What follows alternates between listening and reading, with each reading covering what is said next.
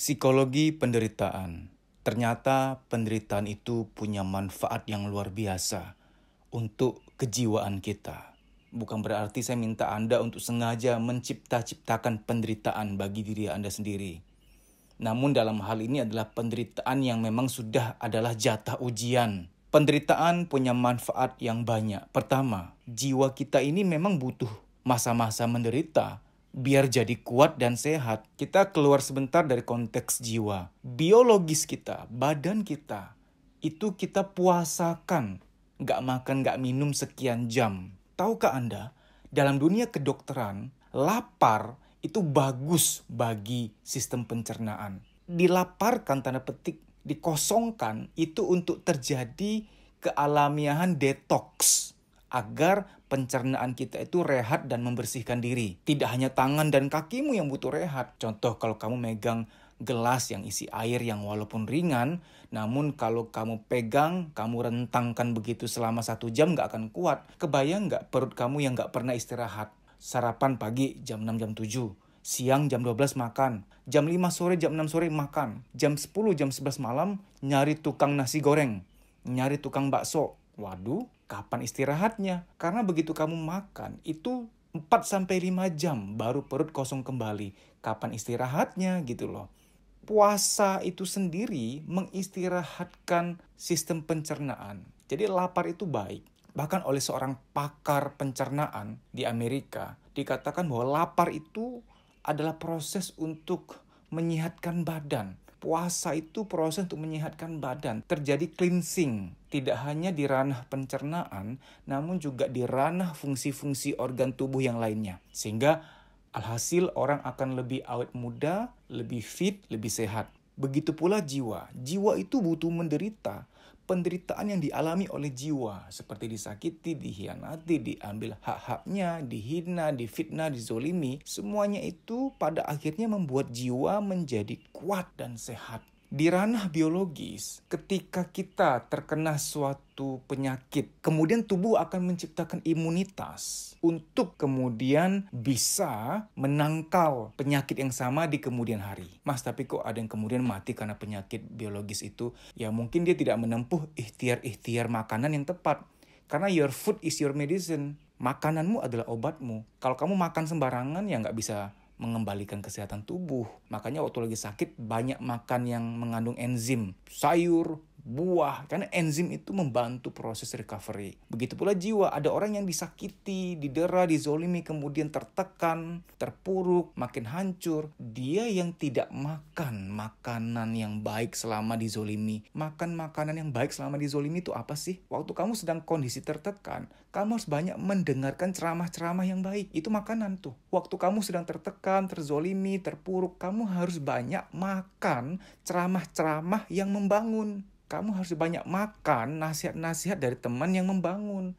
Makanya kalau lagi galau, lagi terpuruk, jangan curhat sama orang yang negatif. Makin galau, kamu makin hancur. Pilih-pilih makanan. Kita yang lagi sehat jiwanya aja, makan milih-milih. Kalau ke temen yang suka gibah, suka jelekin orang, suka mengucapkan hal negatif, kita menjauhkan diri. Apalagi pas lagi galau, lagi terpuruk, makin ketemu sama orang yang negatif, makin makan, makin mendengar, makin melihat hal-hal negatif, ya makin tidak baik keadaan kita. Jadi jaga makanan tuh penting gitu loh. Sekarang kembali lagi ke topik. Penderitaan itu manfaatnya adalah untuk menguatkan jiwa kita. Kalau kita lulus. Kalau nggak lulus kan yang tadi itu yang terpuruk. Supaya lulus gimana? Tadi sudah. Makan makanan yang bergizi, pendengaran dan penglihatan yang baik. Ketika kita berpikir penderitaan yang datang untuk menguatkan kita, menyehatkan jiwa kita, itu kita jadi beda perasaannya. Kita jadi bersemangat untuk keluar dari penderitaan ini dengan kemenangan gitu loh. Lihat ya suatu saat nanti ketika ada orang menyakiti kamu untuk hal serupa, itu rasanya udah gatal-gatal doang. Udah gak mempan karena kamu udah naik kelas, jiwa kamu udah lebih kuat. Yang dulu galau banget, hancur banget, sekarang biasa aja karena sudah ada imunitas baru, sudah ada kekebalan, sudah ada kekuatan, sudah naik level jiwa kamu. Sekarang poin 2, psikologi penderitaan. Apa manfaat penderitaan bagi jiwa kita? Penderitaan membuat kita jadi lebih peka untuk bersyukur. Kadang-kadang ya, kita udah di kondisi yang sangat nikmat, banyak rezeki, banyak kenyamanan, kita tuh gak bersyukur. Nah, kadang-kadang Tuhan izinkan kita masuk ke suatu keadaan ketiadaan, keadaan ketidakberhargaan. Itu kadang Tuhan izinkan supaya kita bersyukur. Oh, yang kemarin itu keadaan yang harus disyukuri sebenarnya. Oh, yang kemarin itu keadaan itu, kondisi itu sangat-sangat nikmat. Tapi kenapa aku nggak syukuri? Kenapa aku kufur nikmat? Kan kita sering dengar sesuatu tuh menjadi merasa berarti ketika sudah tiada. Ketika kita pernah masuk dalam kondisi ketiadaan, nanti ketika ada lagi itu beda, disyukuri banget. Contoh ya, orang yang di PHK, kehilangan pekerjaan, itu rasanya luar biasa. Ya mungkin terpuruk, tapi ketika suatu saat dia mendapat lagi pekerjaan, itu rasanya udah beda. Akan disyukuri, nikmat banget. Bangun pagi tuh merasa bahwa hari ini gue bisa ke kantor nih, itu udah seneng banget, disyukuri banget. Jadi dimudahkan bahagianya. Yang padahal dulu gak ada bahagia-bahagianya, biasa aja. Dia tidak memudahkan hatinya untuk bahagia gitu loh. Kadang-kadang gini loh ya, kalau kita merasa nggak bahagia bukan karena tidak ada kebahagiaan. Karena kamu tidak peka akan nikmat itu. Makanya orang yang kaya hati, definisi kaya hati itu sebenarnya apa sih? Kaya hati adalah orang yang mampu menikmati kebahagiaan walaupun dinikmat sekecil apapun. Itu kaya hati.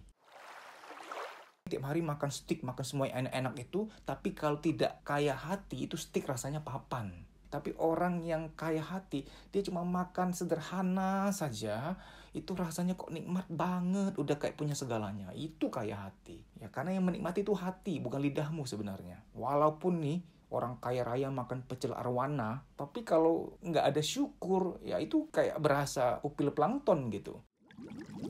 Ketiga, psikologi penderitaan. Ternyata penderitaan itu melatih empati kita. Supaya kalau kita lihat orang dalam penderitaan kita tuh yang bisa ngerasain, aku juga pernah loh di kondisi itu.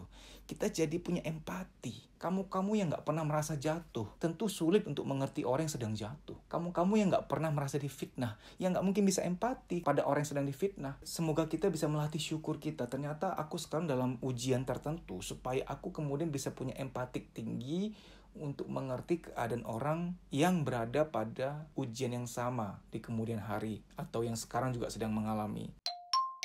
Keempat, psikologi penderitaan. Penderitaan ternyata mempersiapkan kita agar kita tidak sombong. Saya itu dulu ngekos di Taman Rawa Pening. Itu daerah Bendungan Hilir, Jakarta Pusat. Masa-masa yang saya nggak bisa lupakan, yang sehari hanya bisa makan 1 kali.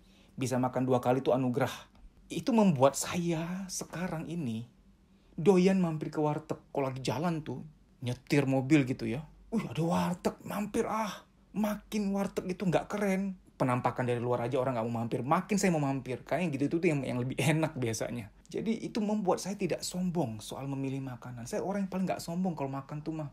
Yang penting ya sederhana gitu loh. Dan ini membuat saya berusaha untuk tidak sombong.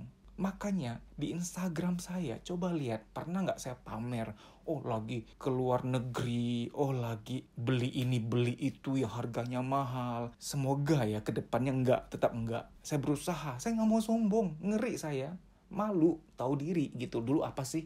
Dulu siapa sih gitu loh. Ya sesekali pernah saya makan di tempat enak, sekarang ini di restoran. Tapi semoga saya nggak salah ingat ya, saya tuh nggak pernah pamer. Saya fotoin, lagi makan pecel arwana, nggak pernah. Lagi makan sop ketek ular, nggak pernah saya pamer gitu loh. Semoga tetap begini seterusnya. Misalkan ya aku foto makanan mewah, pepes lemak bokong dugong. Mahal nih, makan di Asgard gitu. Aku sih malu pada diri sendiri ya. Dulu lu punya apa sih? Itu saya ngomong ke diri saya sendiri. Malu gitu loh. Jadi kamu yang sekarang ini sombong, jangan-jangan kamu hanya kurang menderita. Jangan sampai kamu dibuat menderita loh. Sorry, ini agak-agak keras ya. Kamu yang suka menyombongkan diri, hati-hati. Jangan-jangan kamu hanya kurang ujian. Jangan sampai Tuhan kirim ujian. Ngeri loh. Mending dari sekarang aja deh.